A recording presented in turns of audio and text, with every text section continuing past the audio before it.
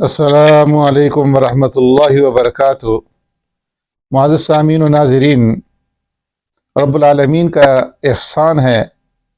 کہ اس نے ہمیں رمضان المبارک کا یہ مہینہ نصیب فرمایا، تو اس لیے اس مہینے کو گزارنے کے لیے ہمیں چاہیے کہ ہم اپنا روزمرہ کا ایک نظام العمل بنا لیں اور اس کے مطابق پھر اس مہینے کو گزارنے کی کوشش کریں۔ نماز باجماعت کی پابندی کریں، اس لیے کہ پیارے پیغمبر صلی اللہ علیہ وسلم کا ارشاد ہے کہ سراسر ظلم ہے، کفر ہے اور نفاق ہے اس شخص کا فعل کہ جو اذان سنے اور پھر مسجد کو نہ جائے۔ اسی طرح تراویح کا اہتمام کریں کہ بغیر عذر کے اس کا ترک کرنا گناہ ہے۔ اس کے علاوہ قضا نمازوں کی تکمیل کی کوشش کریں، جو نمازیں قضا ہو گئی ہیں ان کو اس مہینے کے اندر لوٹانے کی کوشش کریں، اور کم از کم جو طاق راتیں ہیں ان طاق راتوں کے اندر خصوصیت سے جو نمازیں قضا ہو گئی ہیں ان کو قضا کرنے کی کوشش کریں۔ اس کے ساتھ ساتھ نوافل کی ادائیگی، تہجد، اشراق، چاشت، اوابین وغیرہ جو نوافل ہیں کہ اس کی پابندی بھی کرے رمضان مبارک کے مہینے کے اندر، کہ ان سے بندہ اپنے رب سے قریب ہوتا ہے۔ اور قرآن کریم کی تلاوت کی کثرت کریں کہ قیامت کے دن یہ قرآن اللہ کی بارگاہ کے اندر ہمارے لیے سفارشی بنے گا۔ اور پھر رمضان کے ساتھ قرآن کو خاص مناسبت بھی ہے کہ اسی مہینے کے اندر قرآن کریم کا نزول ہوا ہے۔ قرآن کریم کی تلاوت کے ساتھ ساتھ باقی ذکر و اذکار کی تسبیحات کے اندر مشغول رہیں، مثلا پہلا کلمہ اور استغفار، تیسرا کلمہ درود شریف، کہ یہ وہ اعمال ہیں، وہ تسبیحات ہیں کہ تھوڑے سے عمل کے اوپر اللہ تبارک و تعالی اس کا بہت بڑا اجر اور ثواب عطا فرمائیں گے۔ دعاؤں کا اہتمام کریں اور دعاؤں کے اندر زیادتی کریں، بالخصوص افطار کے وقت دعا مانگنے کا اہتمام رکھیں، اپنے لیے، اپنے گھر والوں کے لیے، تمام مسلمانوں کے لیے، بلکہ تمام انسانوں کے لیے، اس لیے کہ دعا کو عبادت کا مغز کہا گیا ہے۔ اور اس کے ساتھ ساتھ جو صالحین کی مستند دینی کتابیں ہیں ان کتابوں کا مطالعہ بھی جاری رکھیں، اور خاص طور پر پھر اعتکاف کے زمانے کے اندر ان کتابوں کا مطالعہ کریں، اور اس مہینے کے اندر اپنے صدقات کے اندر اضافہ کریں، صلہ رحمی، حاجت روائی اور ملی اداروں کی امداد،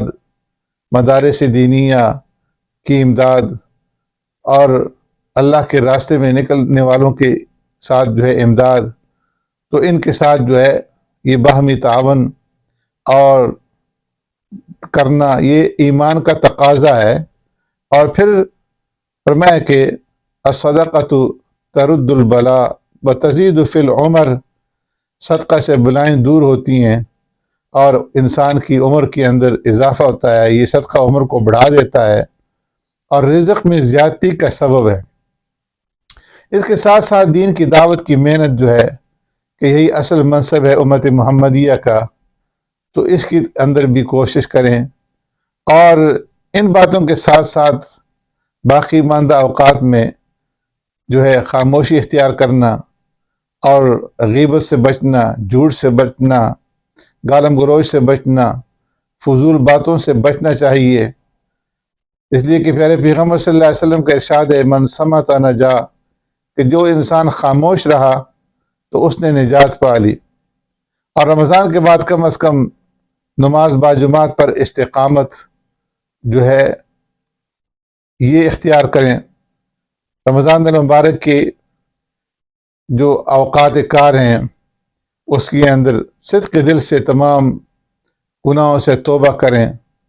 اور پھر کثرت کے ساتھ توبہ اور استغفار کا اہتمام رکھیں، اور روزہ رکھنے کا پورا اہتمام کریں، بغیر شرعی عذر کے روزہ ترک نہ کریں، اور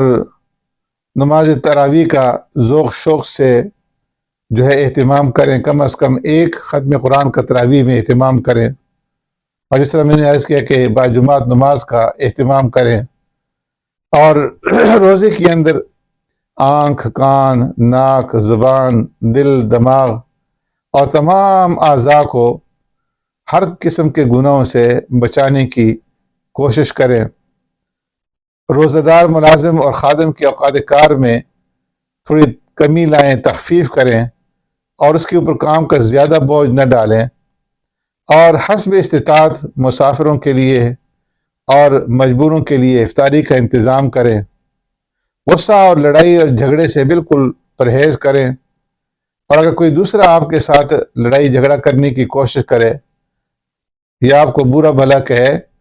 تو پیارے پیغمبر صلی اللہ علیہ وسلم فرمایا کہ تم جواب میں کہہ دو کہ انی امرؤ صائم، کہ اچھائی کے ساتھ اس کے جھگڑے کو ٹال دے اور کہے کہ بھائی میں تو روزے دار ہوں، اور میرے لیے کسی طرح بھی یہ بات سزاوار نہیں ہے کہ میں تمہارے ساتھ روزے کی حالت میں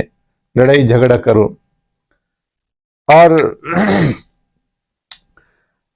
تلاوت قرآن کریم جس قدر ہو سکے زیادہ سے زیادہ کرنے کا جو ہے اس کا معمول بنائے، اور چلتے پھرتے اٹھتے بیٹھتے اللہ کا ذکر کرے، اللہ سے خوب دعائیں مانگیں، جنت الفردوس کی دعائیں مانگیں، کہ پیارے پیغمبر صلی اللہ علیہ وسلم نے 4 اعمال کی کثرت کا اس مہینے کے اندر حکم دیا ہے، کہ ایک تو لا الہ الا اللہ، اس کا کثرت کے ساتھ ذکر کرنا، استغفار کا کثرت کے ساتھ جو ہے استغفار کرنا، اور اللہ سے جنت الفردوس مانگنا، اور دوزخ کے عذاب سے پناہ مانگنا۔ تو اس لیے جنت الفردوس کا سوال کریں، دوزخ سے پناہ مانگیں، اور اپنے لیے، اپنے بہن بھائیوں، رشتہ داروں کے لیے، ماں باپ کے لیے، ملک و ملت کی اصلاح و فلاح کے لیے دعائیں کریں۔ اگر رمضان مبارک کا مہینہ ان باتوں کے التزام اور اہتمام کے ساتھ گزر گیا تو رب العالمین سے امید ہے کہ انشاءاللہ سال کے جو دوسرے مہینے ہیں وہ بھی اسلامی زندگی سے قریب رکھنے کے اندر جو ہے ہم اس میں کامیاب ہو جائیں گے، اور ان مہینوں کو بھی اسلامی زندگی کے مطابق گزارنا ہمارے لیے سہل اور آسان ہو جائے گا۔ اللہ تبارک و تعالی ہمیں عمل کرنے کی توفیق عطا فرمائے۔